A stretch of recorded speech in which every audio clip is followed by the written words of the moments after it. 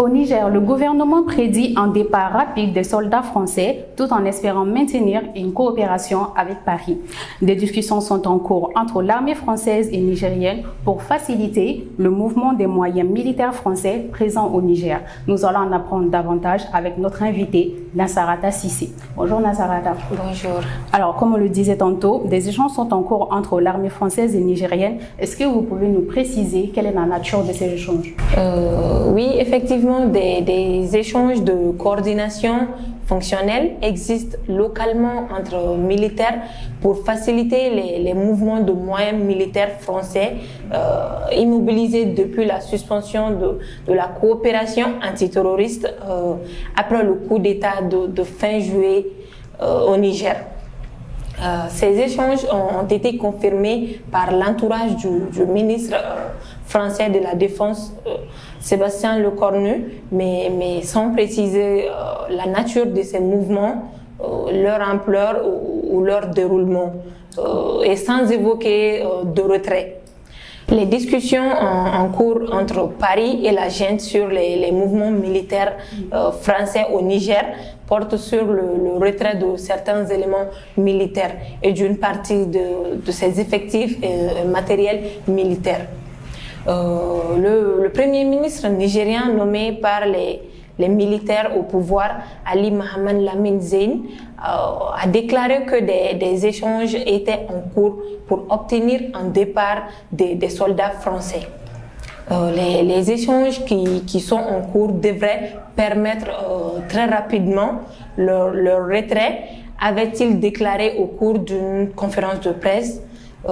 Il est noté que les généraux qui ont pris le pouvoir au Niger par un coup d'État ont décrété plusieurs accords de coopération militaire avec Paris, dont 1500 soldats sont déployés dans le pays pour y appuyer la lutte anti-djihadiste.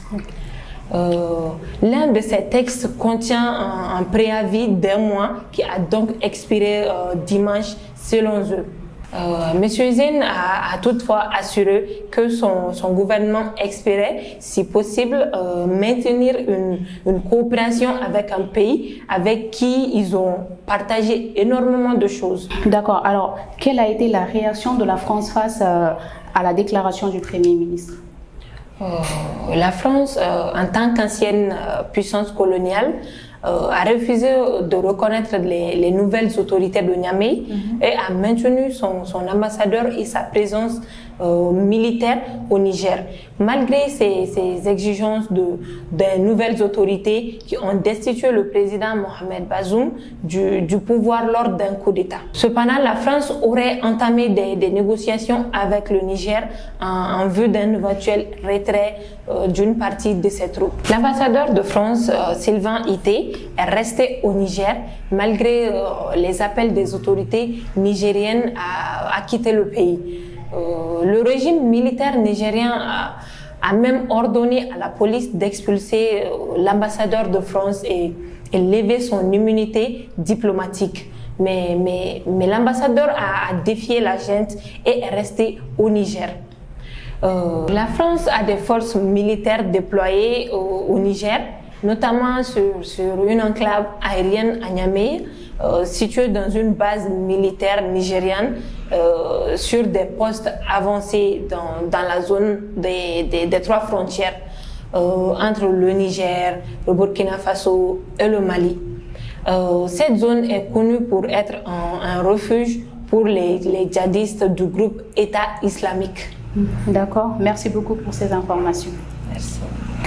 Tout de suite, nous allons au Burkina Faso où a eu lieu des attaques terroristes sanglantes à Kombri dans le nord du pays.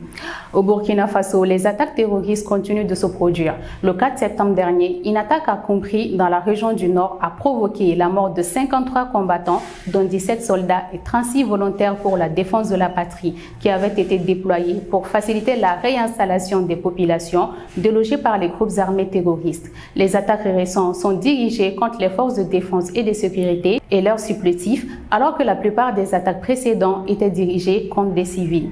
Il est cependant important de prouver que le Burkina Faso n'a pas eu tort de demander le départ des forces SAP en suivant les résultats sur le terrain de la lutte antiterroriste.